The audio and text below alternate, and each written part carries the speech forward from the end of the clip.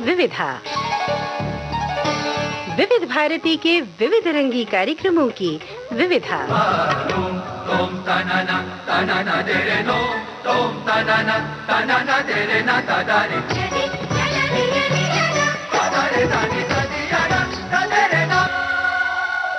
विविधा के सभी श्रोताओं को जयंत पात्रीकर और मनीषा जैन का नमस्कार। खुशी जिसने खोजी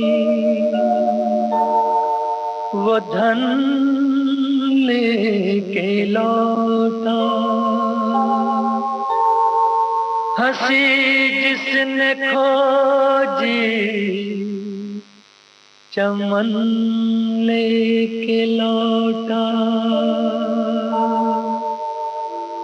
मगर प्यार को खोजने जो चला न तन लेके लौटा न मन लेके लौटा। सुबह नाई शाम नाई, सुबह नाई शाम नाई, जिस दिन तेरी याद नाई, याद नाई, सुबह नाई शाम नाई। कफन बढ़ा तो किस लिए, नजर तो डबडबा गई, सिंगार क्यों सहम गया, बहार क्यों लजा गई, न जन्म कुछ न मृत्यु कुछ, बस इतनी ही तो बात है, किसी की आंख खुल गई, किसी को नींद आ गई।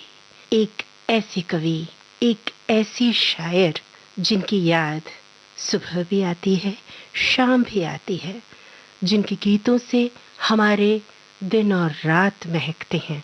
जी हाँ, हम बात कर रहे हैं सुप्रसिद्ध कवि स्वर्गीय गोपाल दास सक्सेना नीरज की। मनीषा जी, ये ऐसे रचनाकार हैं जिन्होंने अपनी लेखनी से, अपने शब्दों से न केवल हिंदी साहित्य को बल्कि भारतीय फिल्म संगीत जगत को समृद्ध किया है। जी हाँ, कानों में मिश्री सी घोल देने वाले शब्दों का चयन, उनके गीतों की सुंदर पंक्तियां कभी भी कानों में पड़े तो ऐसा लगता है जैसे मधुरस घुल रहा हो। हिंदी का बहुत ही सुंदर प्रयोग किया था नीरज जी ने अपनी कविताओं में, अपनी रचनाओं में। उनकी कुछ रचनाएं फिल्मों में ली गई जो बहुत बहुत लोकप्रिय हुई। जैसे आपको याद होगी फिल्म नई उम्र की नई फसल का वो गीत, कारवां गुजर गया गुबार देखते रहे, या उसके अलावा स्वयं उन्होंने फिल्मों में जो गीत लिखे, एक से एक गीत है और क्या अमर रचनाएं। मंच के तो वे शहंशाह थे। जब कविता पढ़ने लगते थे तो नीरज ही छाए रहते थे। 1991 में कवि नीरज को भारत सरकार ने पद्मश्री से नवाजा था और 2007 में उन्हें पद्म भूषण देकर सम्मानित किया गया। इस बेहद सम्मानित और प्रिय कवि गोपाल दास नीरज को हम आज याद कर रहे हैं श्रोताओं। 19 जुलाई सन 2018 नीरज जी हम सबसे विदा हो गए। आज विविधा में एक बार फिर उन्हें याद करते हुए हमारा गला रूंधने लगा, बिल्कुल वैसे ही जैसे उनके गीतों को सुनकर रूंधने लगता है। अपने ही एक गीत में कितनी खूबसूरती से अपने इस उपनाम को यानी नीरज को उन्होंने इस्तेमाल किया था, नीरज नैना कह करके। ऐसे ही नीरज नैन हुए जा रहे हैं आज। जी हाँ। गोपाल दास सक्सेना नीरज का जन्म पुरावली, इटावा, उत्तर प्रदेश में हुआ था 4 जनवरी 1925 को। हिंदी और उर्दू दोनों भाषाओं पर उनका समान रूप से अधिकार था और उनके लिखे गीतों की बात करते हैं तो याद आती हैं फिल्में चा चा चा, नई उम्र की नई फसल, कन्यादान, प्रेम पुजारी, शर्मिली, तेरे मेरे सपने, मेरा नाम जोकर फिल्म का गाना ए भाई जरा देख के चलो। वो तो जैसे अमर गीत है। और इसके अलावा इनके लिखे तो सभी गीत हम पहले भी कह चुके हैं श्रोताओ, अमर हो गए हैं। एक अफसोस जरूर रहा कि नीरज साहब ज्यादा नहीं लिख पाए हिंदी फिल्मों के लिए। सचिन देव बर्मन साहब हमसे विदा हुए और उसके बाद संगीतकार जोड़ी शंकर जयकिशन के जयकिशन साहब जब इस दुनिया से चले गए, उसके बाद तो जैसे कवि नीरज ने अपने आप को हिंदी फिल्मों से अलग कर लिया। उन्हें खुद भी इस बात का अफसोस रहा कि वे हिंदी फिल्मों के लिए अधिक नहीं लिख पाए, लेकिन जो भी देखे गए वो खजाना था। गोपाल दास नीरज जी के स्वर में यूं तो आपने मंच की कई रचनाएं सुनी होंगी, कई जगहों पर सुनी होंगी, लेकिन आज हमारे पास जो विविध भारती के पास उनकी एक कविता है उन्हीं के स्वर में, उसे हम सुनवाते हैं और स्मरण करते हैं इस महान कवि और गीतकार को। जब चले जाएंगे हम लौट के सावन की तरह, जब चले जाएंगे हम लौट के सावन की तरह, याद आएंगे प्रथम प्यार के चुंबन की तरह, जब चले जाएंगे। मेरे घर कोई खुशी आती तो कैसे आती, मेरे घर कोई खुशी आती तो कैसे आती, उम्र भर साथ रहा दर्द महाजन की तरह, जब चले जाएंगे। कोई कंघी न मिली जिससे सुलझ पाती हो, कोई कंघी न मिली जिससे सुलझ पाती वो, जिंदगी उलझी रही ब्रह्म के दर्शन की तरह, जब चले जाएंगे। अंतिम पंक्तियां हैं। जिस सुबह इंसान के दिल की न हो धड़कन नीरज, जिस इंसान के दिल की न हो धड़कन नीरज, शायरी तो है वो अखबार की कतरन की तरह, जब चले जाएंगे हम लौट के सावन की तरह, याद आएंगे प्रथम प्यार के चुंबन। है प्यार हमने किया जिस तरह से, उसका न कोई जवाब। है प्यार हमने किया जिस तरह से, उसका न कोई जवाब। जर्रात है लेकिन तेरी लौ में जलकर हम बन गए आफताब। हमसे है जिंदा वफा और हमी से है तेरी महफिल जवान। हम जब न होंगे तो रो रो के दुनिया ढूंढेगी मेरे निशान। अपने एक बेहद अलग लहजे से कविता पढ़ते थे नीरज जी।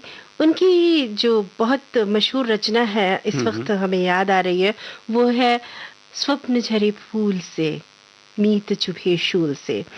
उसकी कुछ पंक्तियां मुझे बहुत ज़्यादा असर करती हैं और हमारे श्रोताओं पर भी ज़रूर असर करती होंगी कि नींद भी खुली न थी कि हाय धूप ढल गई, पाँव जब तलक उठे कि जिंदगी फिसल गई, पात पात झर गए कि शाख शाख जल गई, चाह तो निकल सकी न पर उम्र निकल गई, गीत अश्क बन गए छंद हो दफन गए, साथ के सभी दिए धुआं पहन पहन गए, और हम झुके झुके मोड़ पर रुके रुके, उम्र के चढ़ाव का उतार देखते। क्या दर्द है इस पंक्ति में।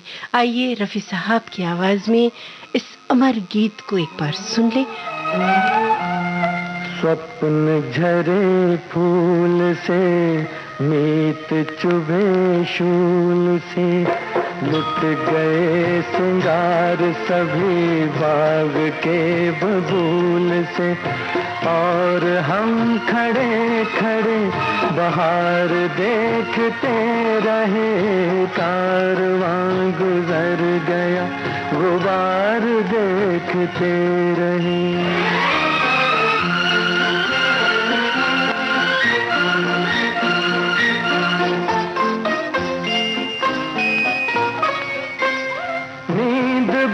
खुली न थी कि हाय धूप ढल गई, पाँव जब तलक उठे कि जिंदगी फिसल गई।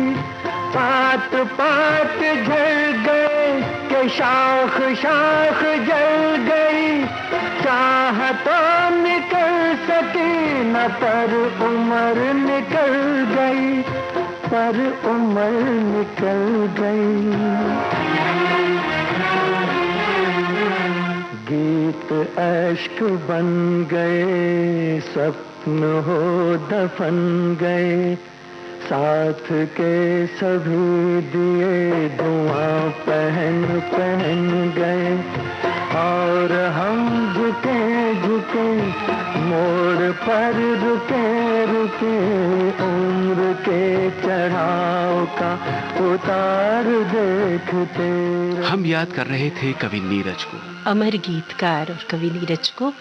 और अब एक ऐसे संगीतकार की बारी है जिन्होंने फिल्मों में संगीत तो बहुत कम दिया, लेकिन जो भी संगीत दिया वो इतना रिच है, जो अपने आप में इतना खूबसूरत है कि जब जब बजता है एक हॉन्टिंग मेलोडी जो है वो हमारा पीछा करती है। बिल्कुल सही फरमाया आपने।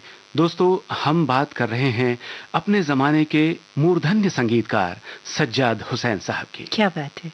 15 जून 1917 को सीतामऊ उत्तर प्रदेश में जन्मे सज्जाद हुसैन साहब मूलतः एक मैंडोलिन वादक थे जी, और भारतीय शास्त्रीय संगीत, अरब का संगीत और सूफी संगीत में उनका काफी अच्छा खासा दखल था।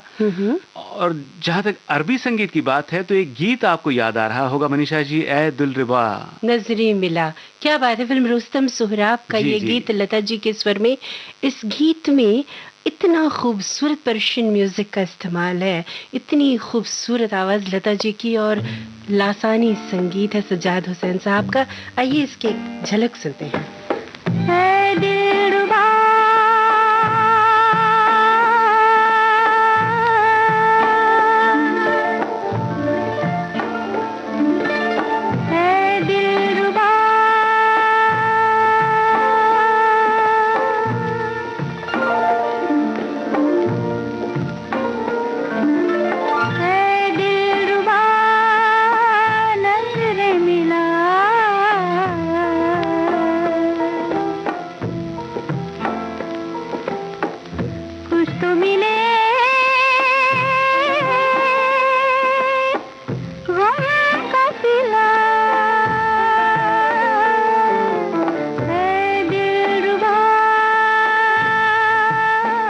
झलक आपने सुनी श्रोताओं, उसके संगीत रचनाकार सज्जाद हुसैन साहब की बात हो रही है।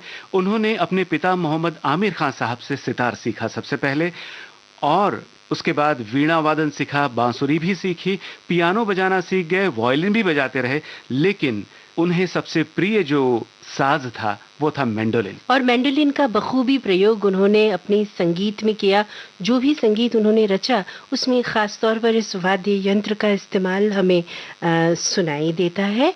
और हम एक बात हमारे श्रोताओं को और बताना चाहेंगे कि 1940 में सज्जाद साहब की मुलाकात हुई थी अली बख्श से, जो मीना कुमारी जी के पिता थे, और सज्जाद साहब के मैंडोलिन बजाने के इस स्किल से वे बहुत प्रभावित रहे और काफी दिनों तक सज्जाद साहब अली बख्श साहब के असिस्टेंट भी रहे। जी, आगे संगीतकार हनुमान प्रसाद साहब के भी वो असिस्टेंट बने, और 1944 की बात है, फिल्म थी गाली जी, और इस फिल्म के 2 गीत उन्होंने कंपोज किए हैं। जी हाँ, और इसके बाद तो उन्होंने कुछ और फिल्में भी की। एक फिल्म थी दोस्त जो 1944 में आई थी और इसमें नूरजहां जी की आवाज़ में तकरीबन 3 गीत जी थे जी नूरजहां जी मिर्चा के जी, ये स्वर उनकी में। पहली फिल्म थी। जी स्वतंत्र रूप से संगीतकार सज्जाद हुसैन साहब का नाम हमें इस फिल्म में दिखाई देता है। और आगे फिल्में आई धर्म, 1857, तिलिस्मी दुनिया, सैया। और उस जमाने के जो स्थापित संगीतकार थे वो उन्हें पसंद किया करते थे एक मैंडोलिन वादक के रूप में और संगीतकार के रूप में भी। 1963 की बात है, फिल्म आई रुस्तम सोहराब। जी हाँ, और रुस्तम सोहराब ने तो कमाल कर दिया, जिसका एक गीत हमने अभी अपने श्रोताओं को सुनवाया। इसके अलावा जो सैया फिल्म थी ना, उसके भी गीत बहुत मेलोडियस थे। लता जी के स्वर में एक बहुत मीठा सा गीत है जी उसमें। हम चाहते हैं कि सज्जाद हुसैन साहब की जब बातचीत चल रही है तो लता जी ने उनके बारे में एक प्रतिक्रिया दी थी। हमारा एक प्रोग्राम सरगम के सितारे एक ज़माने में हुआ करता था और जी एक हमने केंद्रित कार्यक्रम जो सज्जाद हुसैन साहब पर ही था वो प्रसारित किया था। उसमें लता जी का वो ऑडियो बाइट है जिसे हम अपने श्रोताओं को ज़रूर सुनवाएंगे। आइए सुनते हैं कि लता जी खुद सज्जाद हुसैन साहब के बारे में क्या कहना चाह रही हैं और सैया फिल्म के बारे में कुछ और भी जानकारी उन्होंने दी है। तो आइए सुनते हैं।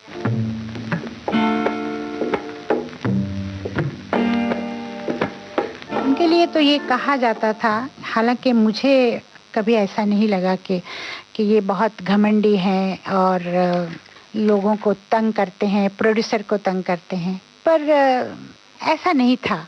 वो बहुत सुरीले म्यूजिक डायरेक्टर थे। हाँ, एक बात में उनको गुस्सा बहुत आता था कि अगर कोई साजिंदा बेसुरा बजा रहा हो या कोई सिंगर ठीक नहीं गा रहा हो तो उनको बहुत खराब लगता था। वो बार बार कहते थे, अरे भाई साज मिला लो, ये क्या कर रहे हो। ये उनमें बात थी, पर कुछ लोगों ने बातें ऐसी बनाई थी कि उनको काफ़ी बदनाम किया था कि नहीं ये बहुत अजीब आदमी है, अजीब दिमाग इसका चलता है, ये है वो है।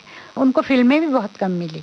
मेरा ख्याल उन्होंने सारी ज़िंदगी में अपनी ज़्यादा से ज़्यादा मतलब 100 भी फिल्में नहीं होंगी उनकी। जैसे उनके सैया के गाने थे।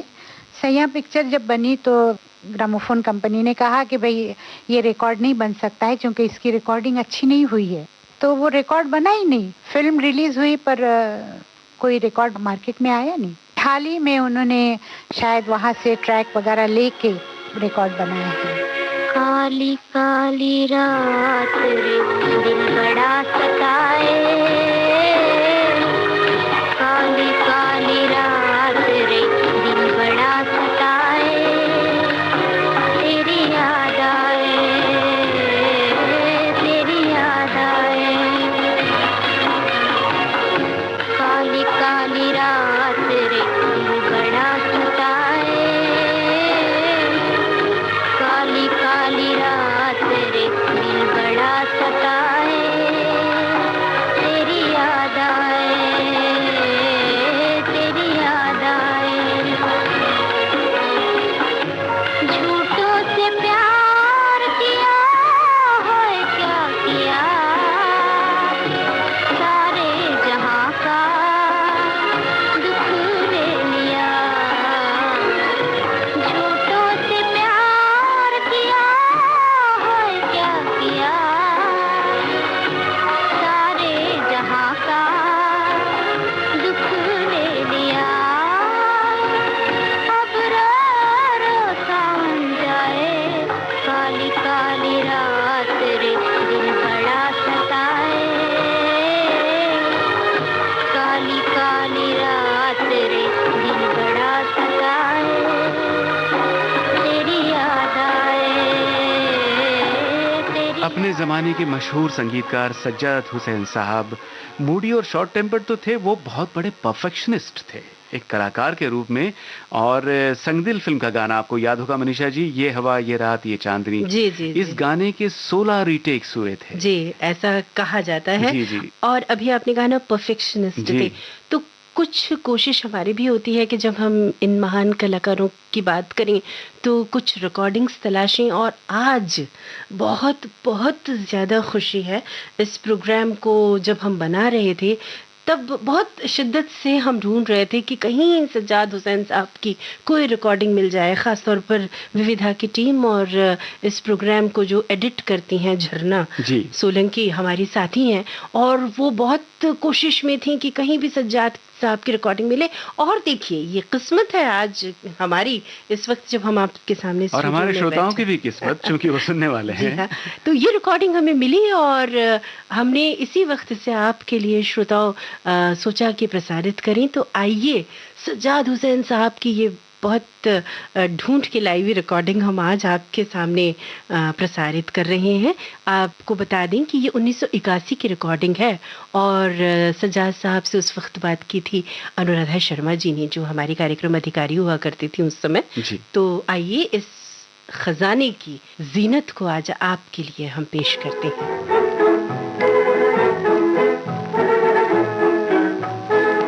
सज्जाद हुसैन साहब नमस्कार। नमस्कार। पहला सवाल हम ये चाहेंगे आपसे पूछना कि संगीत का शौक आपको किस उम्र से हुआ और आपको इसकी प्रेरणा कहाँ से मिली, कब से आपने इसकी साधना शुरू की, आप हमें इसके बारे में बताएं। जी, कहावत है अंग्रेजी में भी हिंदुस्तानी ज़बान में भी कि an artist born not made. जी, यानी मतलब कि आर्टिस्ट पैदाइशी आर्टिस्ट होता है, कोई बनाया नहीं जा सकता। मशहूर जैसे लोग हो गए हैं तो उनको किसी ने बनाया नहीं, बल्कि अल्लाह की देन होती है। एनीवे, सबब तो ज़रूर बताना पड़ेगा। वो ये है कि मैं ऐसे घर में पैदा हुआ हूँ कि मेरे वालिद वो एमेच्योर थे, शौकीन थे, सितार बजाना पसंद करते थे, सितार बजाते थे।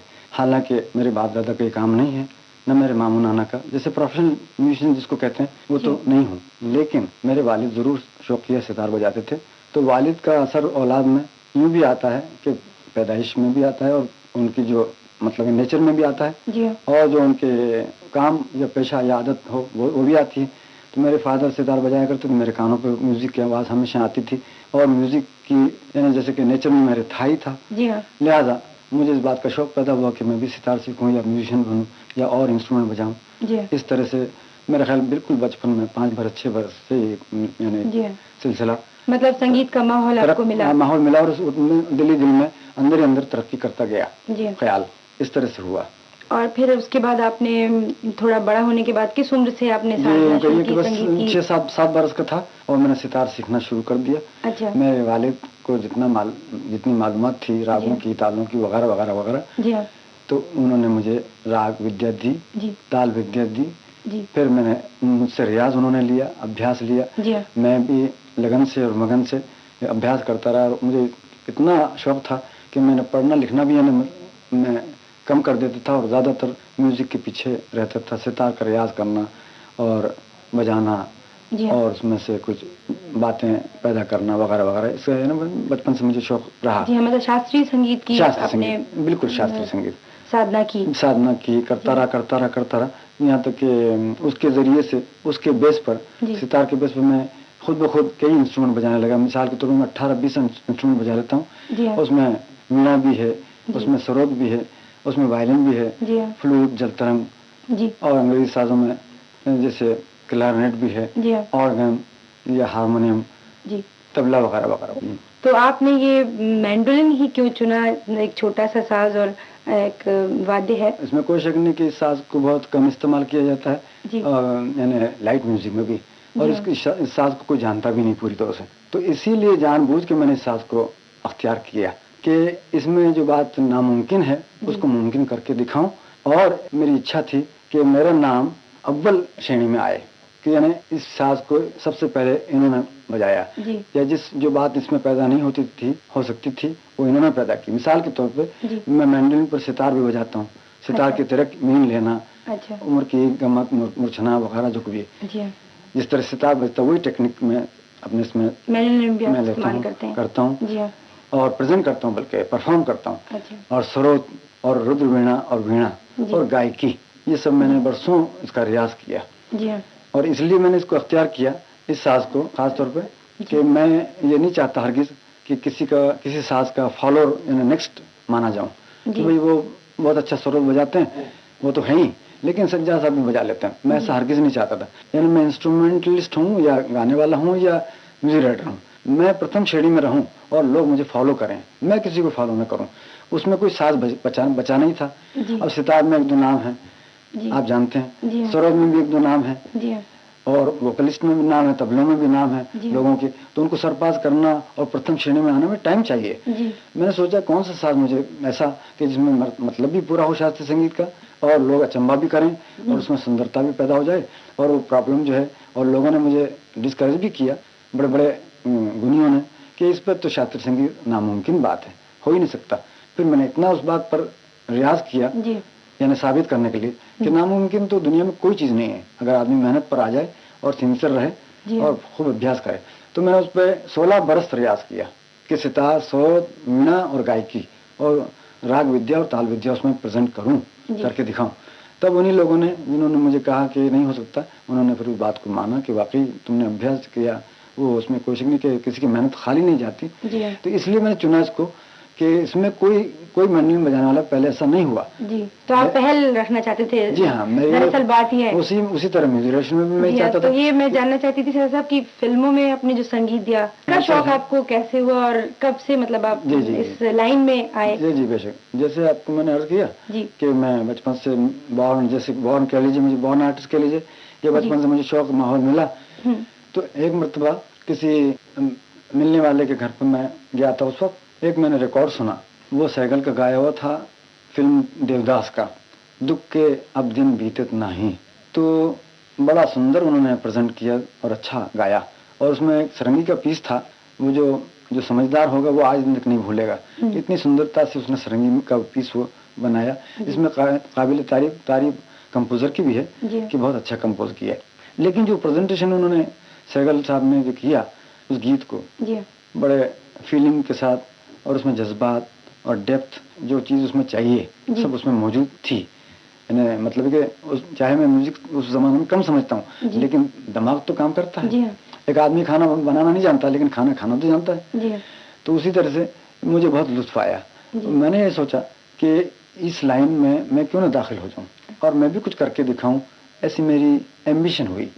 और मैंने किसी तरह से 1-2 बरस के बाद, मैं 18 वर्ष की उम्र का जब था, तब मैं बॉम्बे में आया ये आजमाने के लिए कि मैं भी म्यूजिक डायरेक्टर बनूं और मैं भी कुछ ऐसा कंपोजिशन करूं कि जिस तरह मेरे दिल पर इस बात का असर पड़ा है सहगल साहब के गाने का, उस तरह मेरे कंपोजिशन का भी असर किसी लोगों के, यानी हजारों लोगों पर या लाखों पर या 100 आदमी पर पड़े, मैं भी किसी जमाने ऐसा बनूं। ये एम्बिशन मुझे बॉम्बे लाई 18 वर्ष का जब मैं था। फिर मुझे लोगों ने चांस दिया नहीं है।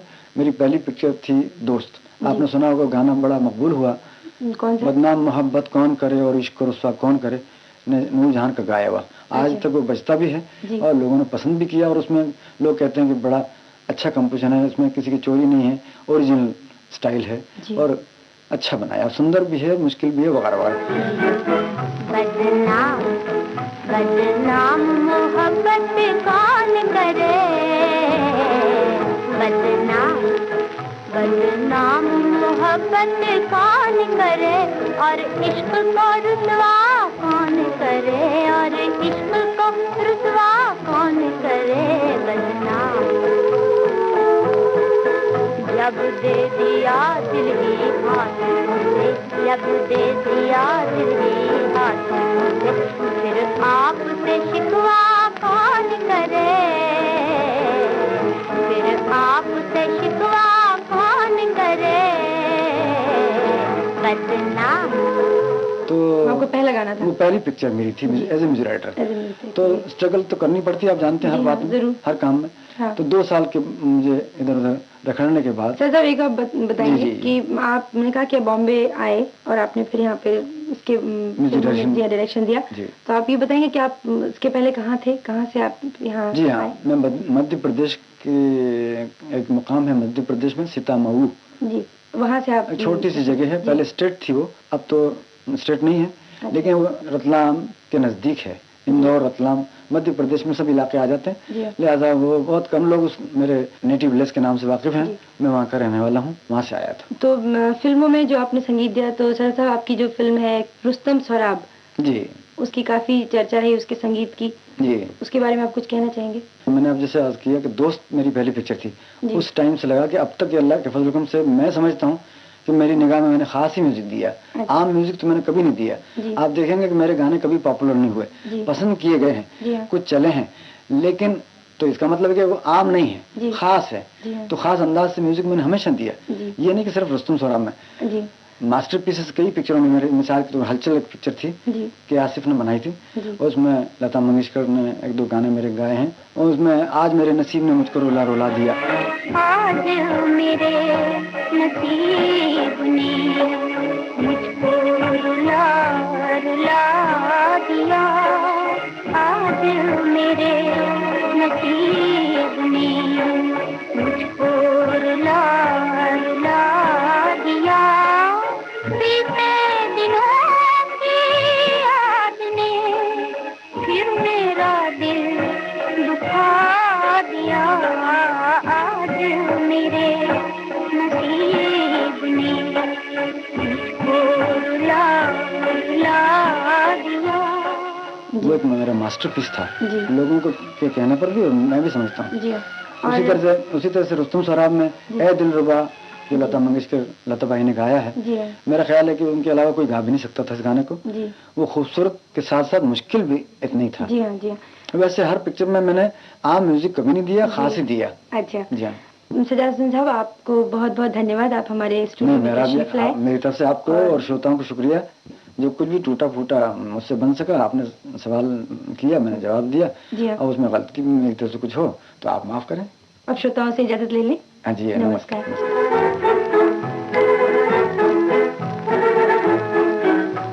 सज्जाद हुसैन साहब की 38 साल पुरानी रिकॉर्डिंग अपने श्रोताओं को हमने सुनवाई। मनीषा जी, गीतकार की बात हुई, संगीतकार की बात हुई, और अब किसी गायक कलाकार के बारे में बात कर लें। आज तो जैसे मेलोडी है वो रूल करने वाली है इस प्रोग्राम में। अभी तक इतने मधुर गीत हम लोगों ने सुने, इतने मधुर लोगों की बात की। एक और बहुत ही मधुर आवाज, चाशनी में डूबा स्वर, बंगाल का माधुर्य और सौंदर्य दोनों ही अपने आप में समेटे हुए एक कलाकार हैं, गीता दत्त। 23 नवंबर 1930 को जन्मी गीता घोष रॉय चौधरी, जिन्हें हम गीता दत्त के नाम से जानते हैं, 20 जुलाई 1972 को मात्र 42 वर्ष की उम्र में इस दुनिया को अलविदा कह गईं। इदिलपुर फरीदपुर, जो अब बांग्लादेश में है, वहां जन्म हुआ था गीता दत्त का 1930 में। 40 की दशक की शुरुआत में ही वो कोलकाता आ गई जी, और 1942 में मुंबई आई और पहली मुलाकात हुई के हनुमान प्रसाद साहब के साथ, और उन्हीं ने, यानी के हनुमान प्रसाद साहब ने उन्हें तैयार किया फिल्म संगीत के लिए। जी हाँ, वैसे तो गीता जी ने हिंदी में अनगिनत गीत गाए हैं। हिंदी फिल्म संगीत के अलावा गैर फिल्मी रचनाएं भी उन्होंने बहुत गाई। इसके अलावा बांग्ला में और भी कुछ भाषाओं में उन्होंने गीत गाए हैं। जी हाँ, मराठी, भोजपुरी, पंजाबी, मैथिली और नेपाली भाषा में भी उन्होंने गीत गाए हैं। नेपाली भाषा की फिल्म थी मैती घर। जी इस हाँ, फिल्म में उनके गाए हुए ये गीत। एक सुपरहिट फिल्म थी श्रोताओ। जी, गीता दत्त जी ने इतने जो गीत गाए, इसकी शुरुआत कब हुई इस बारे में भी तो हम जानना चाहेंगे। ये 1946 की बात है और वो फिल्म थी भक्त प्रहलाद, और इसके संगीतकार थे के हनुमान प्रसाद साहब, जिनके शिष्यत्व में उन दिनों गीता दत्त तैयार हो रही थी भारतीय फिल्म संगीत के लिए। जी हाँ, और फिर एक फिल्म आती है बाजी, और एक बहुत ही खूबसूरत सलोने से अभिनेता, बल्कि कह लीजिए महान फिल्मकार गुरुदत्त से मिलती हैं गीता जी। उस वक्त गुरुदत्त साहब उतने कामयाब नहीं हुए थे। बाजी आई और उस सेट पर गीता जी ने गीत गाए उस फिल्म के लिए, एक से एक गीत गाए, और बाद में 26 मई 1953 को उन्होंने गुरुदत्त जी से ब्याह रचा लिया। उनकी 3 संतानें हुई, लेकिन गीता दत्त जी बहुत इमोशनल थी, खुद गुरुदत्त साहब भी बहुत इमोशनल। दोनों के रिश्तों का जो ये प्यार है, ये इस रिकॉर्डिंग में किस तरह छलक पड़ता है जयंत जी, ये देखने के काबिल है। जो रिकॉर्डिंग इस वक्त हम अपने श्रोताओं को सुनवाने जा रहे हैं, लेकिन इसके पहले आप कुछ और भी कहना चाहते हैं? जी, उनका शादी का सपना पूरा हुआ और उसके बाद 1957 की एक फिल्म की बात बता रहे हैं अपने श्रोताओं को। वो फिल्म थी गौरी, जो अगर रिलीज होती तो पहली भारतीय सिनेमास्कोप फिल्म होती जी, मगर ये फिल्म पूरी नहीं हो पाई। इसके सारे गीत गीता जी ने गाए थे और इसे बना रहे थे गुरुदत्त साहब। जी हाँ। खैर, कुछ चीज़ें नहीं होती, कुछ चीज़ें हो जाती हैं। तो ऐसी ही एक यादों से भरी हुई रिकॉर्डिंग है हमारे पास गीता दत्त जी के स्वर में। तो आइए सुनते हैं हमारी इस खास रिकॉर्डिंग को।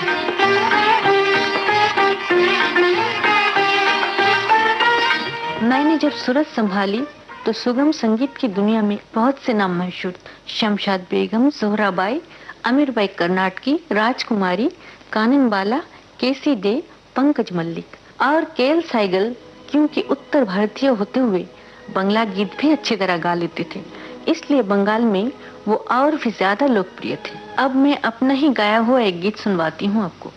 फिल्म शर्त के लिए एस.एच. बिहारी के शब्दों को संगीत से सजाया था हेमंत कुमार ने। इस प्रेम गीत में अनंत काल तक अपने प्रियतम का साथ देने का वादा है।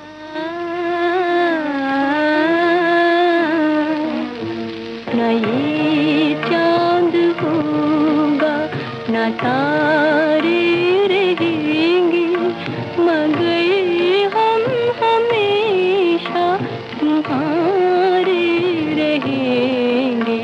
न ये चांद होगा।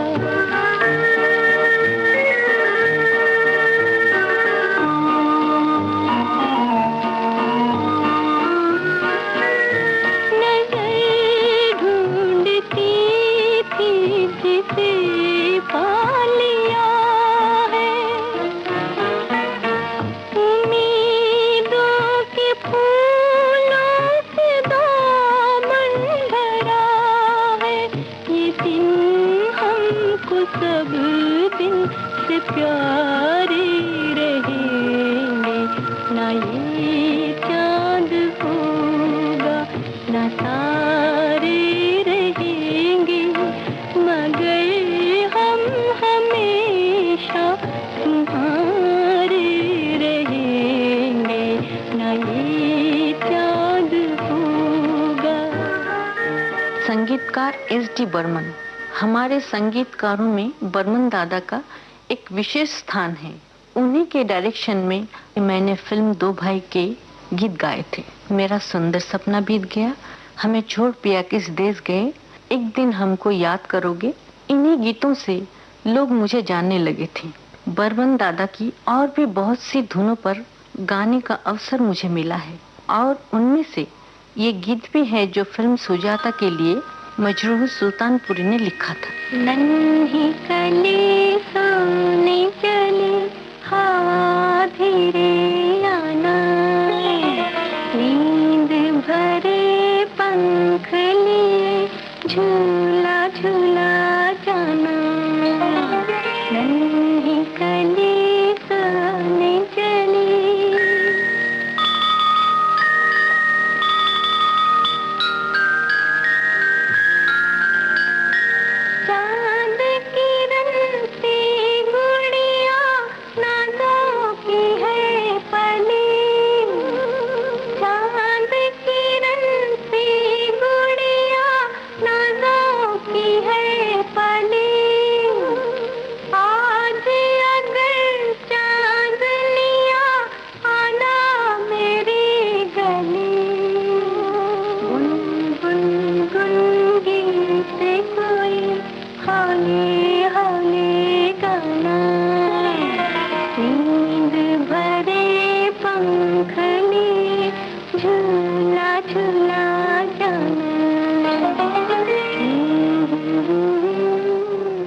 किसी को देखते ही सपनों का एक संसार जाग उठा। मन उसे पहचानता है लेकिन आंखें उससे अनजान हैं। सपनों की उड़ान का कोई अंत नहीं होता है, न वहाँ समय बाधक बन सकता है न सीमाएं। लेकिन जब सपने भंग होते हैं तो कुछ और ही हकीकत सामने आती है।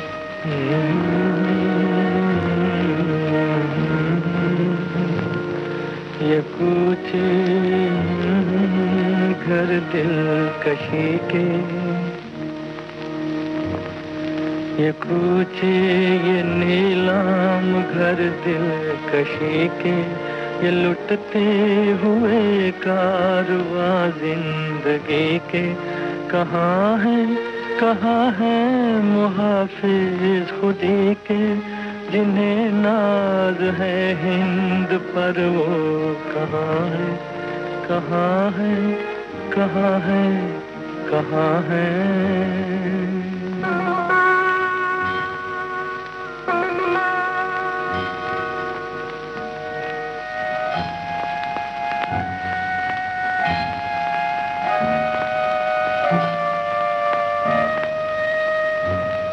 ये पुरपेच गलियां, ये बदनाम बाजार, ये गुमनाम राही, ये सिक्कों की झनकार, ये इस्मत के सौदे, ये सौदों पे तकरार, जिन्हें नाज है हिंद पर वो कहाँ है, कहाँ है, कहाँ है, कहाँ है।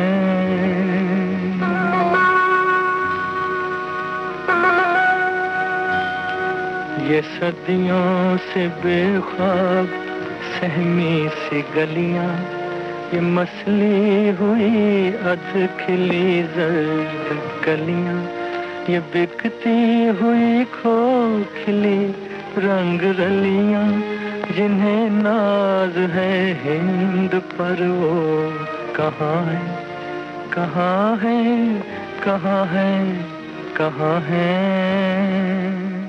प्यासा का रिकॉर्ड और मुझे एक ही साथ याद आ रही हैं अपने जीवन की बहुत सारी सुख भरी दुख भरी घड़ियां, लेकिन वो सब आपको बताकर क्या करूंगी। मेरे मन की इस समय की हालत का अंदाजा आप अच्छी तरह लगा सकते हैं अगर आप ये जानते हैं कि इस फिल्म के नायक, निर्माता और निर्देशक स्वर्गीय श्री गुरुदत्त मेरे पति थे। मेरे पतिदेव सही अर्थ में कलाकार थे। वो जो काम भी करते बहुत ही मेहनत और लगन के साथ करते थे और फिल्मों के माध्यम से भी वही कुछ कहने की कोशिश करते थे जो कुछ वो सच्चे दिल से महसूस करते थे। ये गीत भी फिल्म प्यासा का था और मोहम्मद रफ़ी ने गाया था और बर्मन दादा ने इनकी धुनें बनाई। इस कार्यक्रम का अंतिम गीत भी मैंने अपने पतिदेव की फिल्म साहिब बीबी और गुलाम से चुना है। गीत लिखा था शकील बदायूनी ने और संगीतकार थे हेमंत कुमार। अब कभी कभी मुझे लगता है कि ये गीत फिल्म के पात्र से भी ज्यादा मेरे अपनी भावों का बयान है। न जाओ सैया छुड़ा के बैया, कसम तुम्हारी मैं रो पड़ूंगी, रो पड़ूंगी।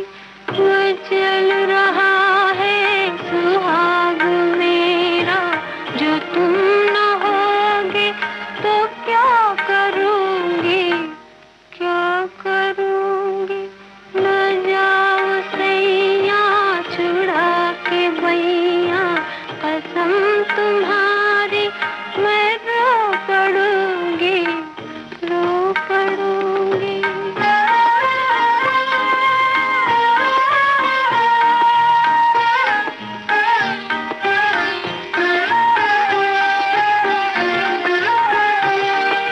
मैं तुम्हारी दासी, जन्म की प्यासी, तुम ही हो मेरा सिंगार प्रीतम।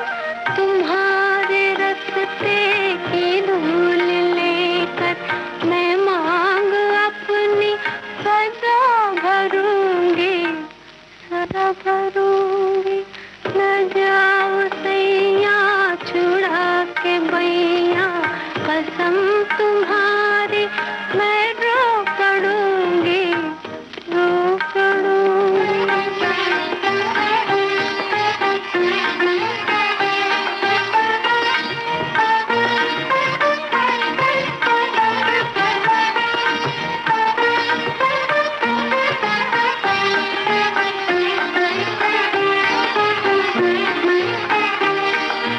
जो मुझसे अखियाँ चुरा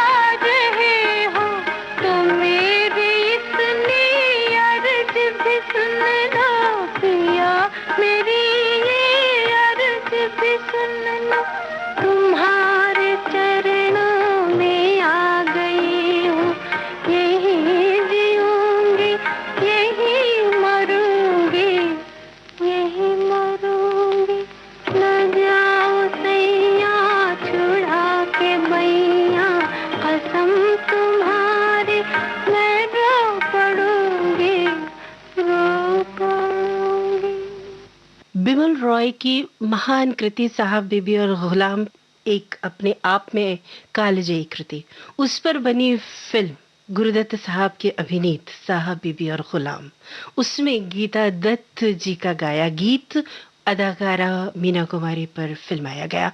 एक अमर रचना इस तरह से मिलती है और अमर रचनाओं का संयोग है फिल्म साहब बीबी और गुलाम और ये गीत। श्रोताओं, कसम तुम्हारी मैं रो पड़ूंगी, गीता जी ने रुला कर छोड़ दिया। खैर, बेशक मनीषा जी, 20 जुलाई 1972 को सभी फिल्म संगीत के चाहने वाले रो पड़े होंगे जब गीता दत्त इस संसार से विदा हुई। कुछ ऐसी ही बात होती है श्रोताओं के कलाकारों को हम भूल नहीं पाते और वो बरबस याद आते हैं। एक पंक्ति इस वक्त मुझे याद आ रही है, कम शब्दों में एक बहुत दार्शनिक बात है, नीचे इश्क है ऊपर रब है, इन दोनों के बीच में सब है। ये बात इतने कम शब्दों में, इतने सरल शब्दों में बड़ी फिलॉसफी कह जाना, ये खासियत थी आनंद बख्शी साहब के। जी हाँ श्रोताओ, बख्शी आनंद प्रकाश वैद, जिन्हें हम आनंद बख्शी के नाम से जानते हैं, एक ऐसे गीतकार जिन्होंने सभी सुनने वालों के दिलों पर राज किया है। उनके गीतों ने हमें आज तक रिझाया है और उनकी हम बात करने वाले हैं। आपका जन्म 21 जुलाई 1930 को रावलपिंडी में हुआ था।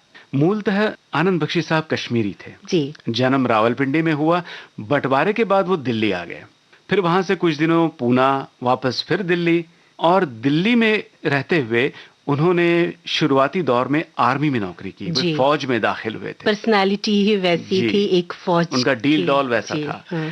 मगर स्वभाव से कवि थे। तो आर्मी में रहते हुए समय कम मिलता था कविताएं लिखने के लिए और किसे सुनाते। जब कभी ट्रूप्स का लोकल प्रोग्राम हुआ करता तो वहां मंच पर कविताएं प्रस्तुत करते। गाने का भी उन्हें शौक रहा। अपनी फौज की नौकरी के बाद जब वो फिल्मों में आना चाहते थे, 1958 की ये बात है, उन्हें बृजमोहन साहब की पहली फिल्म मिली, भला आदमी। इसके गाने उन्होंने लिखे और एक शुरुआत तो हुई जी। मगर सफलता जिस फिल्म ने पाई वो फिल्म थी मेहंदी लगी मेरे हाथ। संगीत कल्याण जी आनंद जी साहब का। बिल्कुल सही। और इसके बाद वो बहुत मशहूर हुए थे एक कव्वाली से, मुझे याद है, फिल्म काला समंदर की। 1962 की फिल्म है ये काला समंदर, जिसकी कव्वाली बहुत ही मशहूर हुई थी। मेरी तस्वीर लेकर क्या करोगे तुम मेरी तस्वीर लेकर। और इस कव्वाली से मशहूर हुए आनंद बख्शी साहब ने अपनी ढेर सारी यादें विविध भारती के श्रोताओं से बांटी है जयमाला के ही जरिए, क्योंकि खुद फौज में थे। तो जब फौजी भाइयों से बात कर रहे थे तो देखिए किस अपनेपन और किस प्यार से उन्होंने फौजी भाइयों को संबोधित किया है। उसी रिकॉर्डिंग के कुछ संपादित अंश हम अपने प्रोग्राम में आपको सुनवाते हैं। तो आइए सुनते हैं श्रोताओं इस प्रोग्राम को। दिल इंसान का एक तराजू,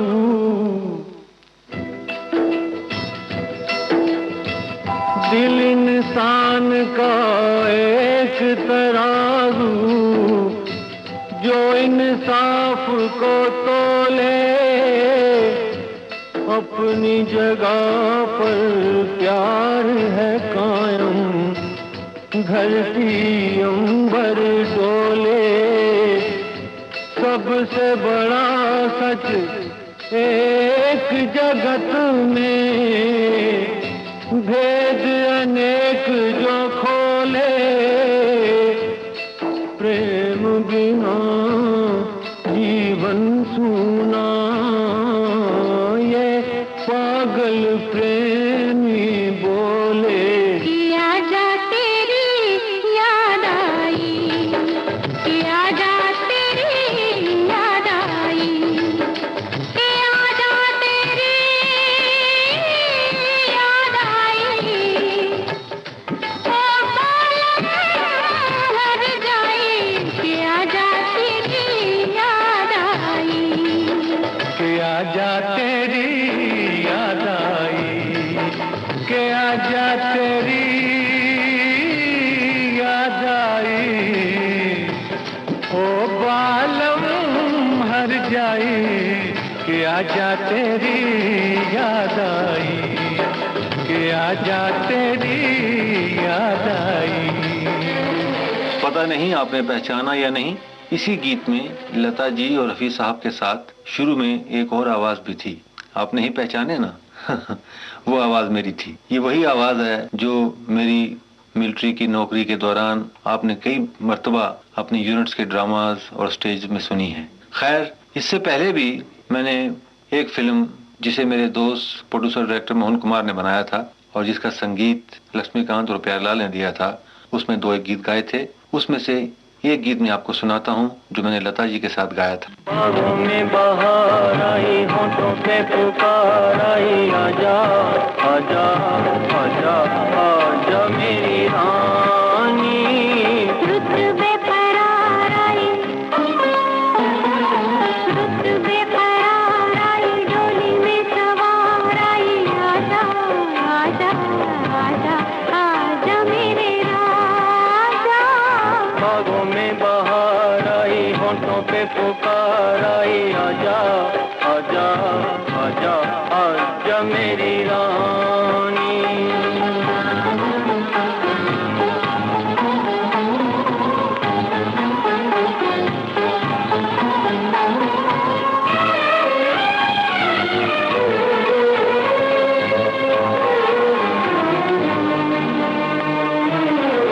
फूलों की गली में आई भंवरों की टोलियां, भंवरों की टोलियां। दिए से पतंगा खेले आंख मिचोलियां, बोले ऐसी बोलियां के प्यार जागा जग सो गया। रुत बेकरार आई, डोली में सवार आई, आजा आजा आजा आजा मेरे राजा। बागों में बहार आई। लता मंगेशकर जी का नाम किसी तारुफ का मोहताज नहीं, लेकिन फिर भी जी चाहता है कि उनके बारे में मैं कुछ कहूँ। मैं इतना ही कहूँगा कि हम खुशकिस्मत हैं कि आज हमारे बीच में लता मंगेशकर जैसी आर्टिस्ट, इतना खूबसूरत गाने वाली गायिका मौजूद हैं कि हम अच्छे अच्छे गीत बना सकते हैं, अच्छी अच्छी धुनें बना सकते हैं और जिनकी अदायगी पे उन्हें बड़ा अबूर हासिल है। तलफ़ुज़ के बारे में भी उनका शीन काफ इतना दुरुस्त है, बल्कि कभी कभी वो मुझसे पूछती हैं कि बख्शी जी ये लफ्ज़ कैसे कहना है, तो मैं उनसे यही कहता हूँ कि ये लफ्ज़ वैसे ही है जैसा आप कहेंगी, आपके कहने से ही लफ्ज़ का तलफ़ुज़ है। हिंदी, उर्दू, यहाँ तक कि पंजाबी लफ्ज़ भी और दूसरी भारतीय ज़बानों में भी वो गाती हैं, तो ऐसा लगता है कि ये ज़बान वो जानती हैं। मेरे एक गीत में कुछ पंजाबी लफ्ज़ मैंने इस्तेमाल किए, उन लफ्ज़ों को भी उन्होंने इतनी खूबी से कहा है कि वो लफ्ज़ सुनते वक्त ऐसा लगता है कि ये कोई पंजाबी लड़की है। आप शायद समझ गए हों ये गीत कौन सा है। बिंदिया चमकेगी। बिंदिया चमकेगी, चूड़ी खनकेगी, बिंदिया चमकेगी, चूड़ी खनकेगी, तेरी नींद उड़े ते उड़ जाए, गजरा महकेगा, गजरा महकेगा, माही रुस जाए ते रुस जाए, बिंदिया चमकेगी, चूड़ी खनकेगी।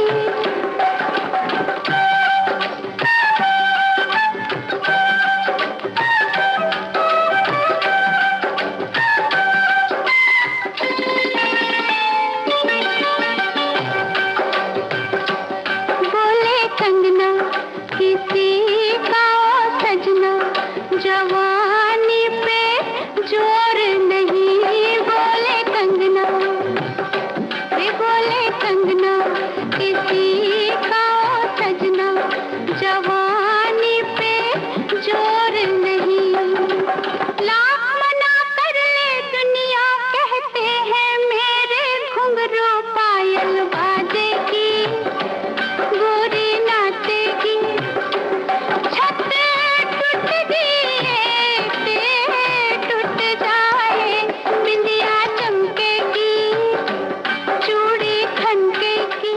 मुझे वो दिन याद आते हैं जब मैं सर्द पहाड़ों पे रात के वक्त अपनी यूनिट के लाउड स्पीकर के नीचे खड़ा हुआ फिल्मी गीत सुना करता था और सोचा करता था क्या कभी ऐसा वक्त आएगा कि इसी स्पीकर के नीचे लोग खड़े होकर मेरे गीत सुना करेंगे। भगवान की कृपा से वो वक्त आया और खूब आया। थोड़ा बहुत नाम भी हुआ, थोड़ा बहुत पैसा भी कमाया, लेकिन दिल की बात कहूँ, वहाँ आपके साथ बड़ा चैन था, नींद थी। यहाँ सब कुछ है, लेकिन खैर छोड़िए, बात संजीदा हो जाएगी। राहुल देव बर्मन संगीतकार होने के अलावा एक अच्छी और अजीब आवाज़ का भी मालिक है। उसे कुछ अलग तरह से अपनी आवाज़ बदल कर गाना भी आता है। हमारे यहाँ फिल्मी दुनिया में कभी कभार दावतें वगैरह भी होती हैं, लोग आपस में मिलते हैं, बैठते हैं, बातचीत करते हैं, तो वहाँ कभी कभी मुझसे कुछ गाने की फरमाइश होती थी, क्योंकि थोड़ा बहुत मुझे गाने का शौक है लिखने के अलावा। तो एक गीत मैंने यूं ही बैठे बैठे उन महफिलों के लिए बनाया और बनाकर मैंने अपने दोस्त राहुल देव बर्मन से कहा कि तुम उसकी धुन बनाओ। उसने उसकी बड़ी प्यारी धुन बनाई और एक चिंगारी सी भड़क उठी जो आज तक भड़क रही है। चिंगारी कोई भड़के,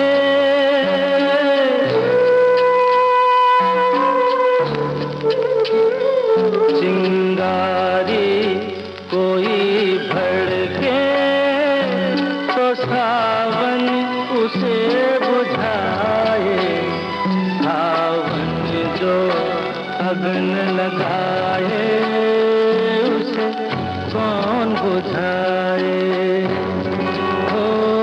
उसे कौन बुझाए। पतझर जो बाग उजाड़े वो बाग बहार खिलाए, जो बाग बहार में उजड़े उसे कौन खिलाए, उसे कौन खिलाए।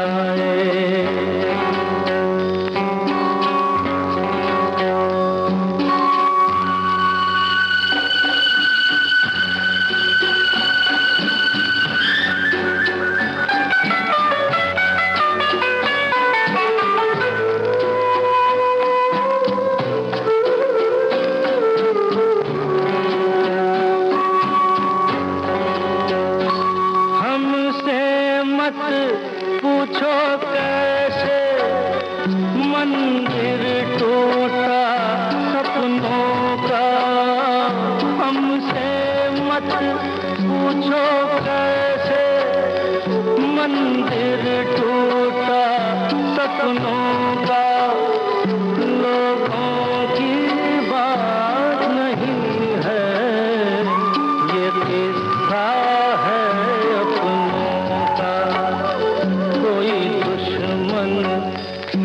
लगाए, उम्मीद जिया बहलाए, मनमीत जो घाव लगाए उसे कौन मिटाए। कहते हैं कि राजेश खन्ना साहब बहुत चाहते थे कि उनके ऊपर जो भी गीत फिल्माए जाएं वो अगर आनंद बख्शी साहब ने लिखे हो तो बहुत अच्छा है। और ये जो गीत अभी हमने सुना इस प्रोग्राम के आखिर में, चिंगारी कोई भड़के, ये राजेश खन्ना जी पर फिल्माया गया भी एक अमर गीत है फिल्म अमर प्रेम का। तो श्रोताओ, अब आज की इस विविधा को समेटने का वक्त आ गया है, तो इस वक्त तो दीजिए इजाजत इस अंक को समाप्त करने की, क्योंकि हमें अगली विविधा के लिए भी कुछ ढूंढना है।